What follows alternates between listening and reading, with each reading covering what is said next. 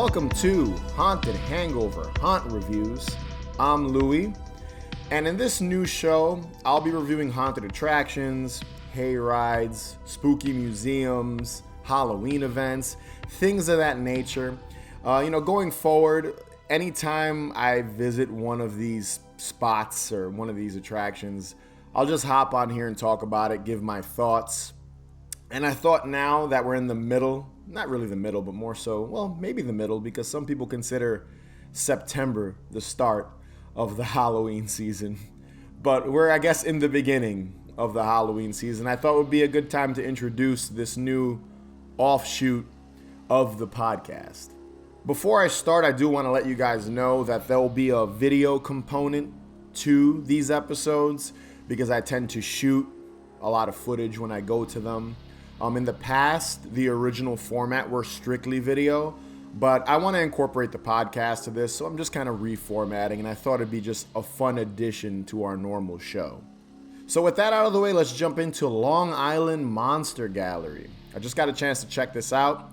It's located in Mineola, New York, Long Island, and it's an art gallery with 2 floors of handmade monster replicas from around the world. I pulled that from their website. And they're showcasing over 30 horror figures. So a pretty impressive amount. There's definitely a lot. I didn't count myself, but I'll take their word for it. I do find it kind of cool how this is so close to home. It's about a 20-minute drive for me with no traffic. Funny enough, it's like a 5-minute walk from Dave's house. So when Dave decides to go check out this art gallery, he can literally hop right over. It's right there. I did get to briefly talk to the guy that's running this art gallery, and according to him, he's been a collector of these figures for years, and over time, his collection grew really large, and he just got the idea to open up this art gallery. So that's pretty impressive that you collect these many figures that you're like, shit, I'm just gonna open up an art gallery.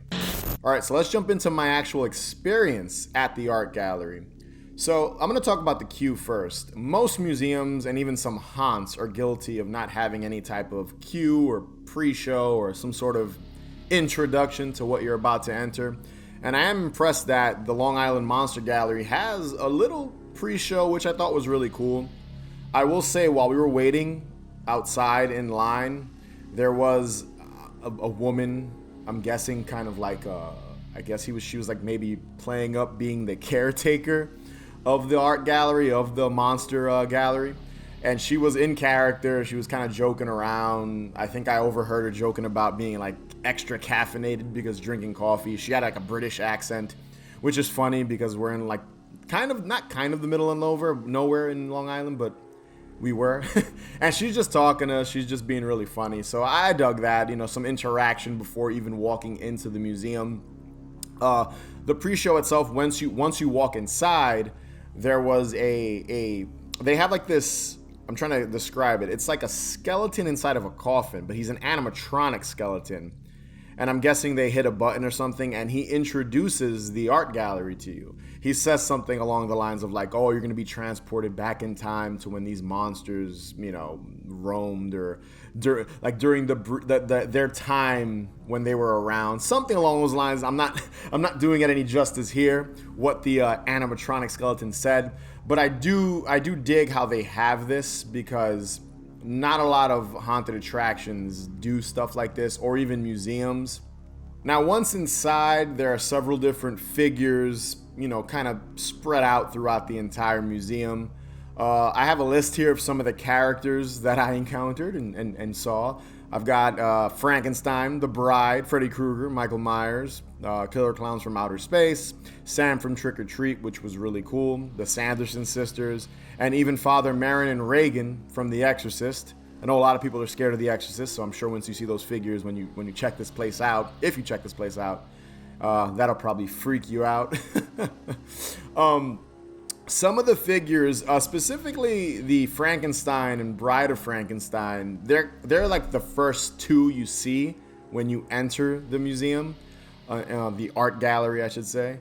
And they have the 2 figures side by side. In the middle, there's like these, I don't know what you call them. I don't know if they're like beakers or something like that. Some scientific shit in the middle with like green bubbles and lights behind it. Really giving them a set to kind of stand in. There's a lot of figures in this list I have. I'm not even naming everyone that's there. The Wicked Witch from Wizard of Oz has like her own room, which was really cool. And overall, like, they did a great job kind of theming certain figures in their own little spaces. Trick or Treat, I mean Sam from Trick or Treat and the Sanderson sisters, they have like this little area towards the back that's very Halloween-y, which I can appreciate. They had like fall leaves on the floor, there were pumpkin pails, and they had them side by side. So you had the three witches, and then off to like the right was Sam in his own little corner. So I just really got a kick out of that. I also dug that they had a room that featured 3 characters from the Scary Stories to Tell in the Dark movie, which is a little more contemporary. That came out, like 2 or 3 years ago. So just kind of seeing the 3 of them side by side was really cool. And they had like little, throughout the entire museum, they have these small plaques in front that are lit up. And it has like fun facts about each film and a history behind like the character and where they came from, just in case you're not familiar with some, you know. So that's also a good touch, because you're not just kind of walking through the museum, not, you know, just walking through and not really just kind of looking at the characters and passing by. You can stop, you can read about them. There's some trivia, some facts, a little synopsis about them. So that's also, I really dug that they did that. They had that attention to detail, making it feel more as an exhibit instead of you just like walking around. It's like, all right, there's Freddy, there's Jason, there's Leatherface, and then just moving on, in and out in 5 minutes, you know? You never want that in a museum. You want to be engaged when you're walking through. The overall atmosphere inside of the Monster Gallery was really cool too. A lot of lighting, a lot of creepy music. I saw like several framed copies of like old Fangoria magazine and some comic books. I think I saw maybe even like a Darkman comic book while I was walking around. So I can appreciate that. They even had some like haunt effects. There was this skeleton on the wall with like a lighting effect that made it look like spiders were crawling out of his head. So that was really cool. This isn't a haunt at all. I want to specifically focus on that. No one jumps out at you.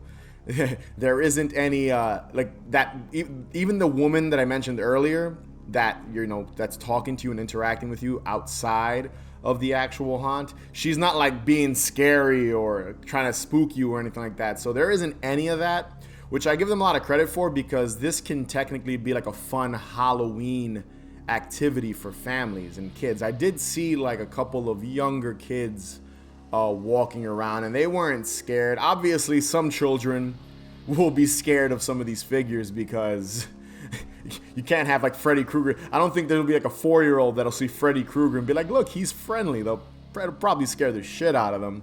But like, you know, 9, 10, I think they'll get a kick out of it. It would make for a fun Halloween activity. If you're a horror fan, you'll 100% enjoy this, especially if you live in like the tri-state New York area. I definitely recommend visiting it. If you're from out of town and someone you know lives in New York and they're like, hey, what's something fun to do, I'd recommend checking out the Long Island Monster Gallery. I think $25 is worth the experience of walking through the Monster Gallery. I'm hoping they continue to add more figures in the future, because I think that will help with kind of freshening up the museum as a whole. You know, not making it a one and done for people. It'll make people want to come and revisit the gallery again in the future. On my way out, they handed me what looked like a business card, and when I looked down at it, it looks like they're gonna have a holiday event starting, I believe, sometime in November, and it's gonna feature Nightmare Before Christmas and The Grinch, and I believe they're gonna decorate the museum, and, you know, with Christmas decorations and holiday decorations. So that's pretty cool. That'll definitely make me want to go back and check it out. So again, it looks like they are trying to freshen it up as months go on, just to entice people to want to go back. So that was Long Island Monster Gallery. You could check them out over at longislandmonstergallery.com. Be sure to subscribe and follow us on Instagram and Twitter at Haunted Hangover. And if you can rate and review us, that'd be greatly appreciated. And remember, the best cure for a hangover is more booze. I'll catch you guys later.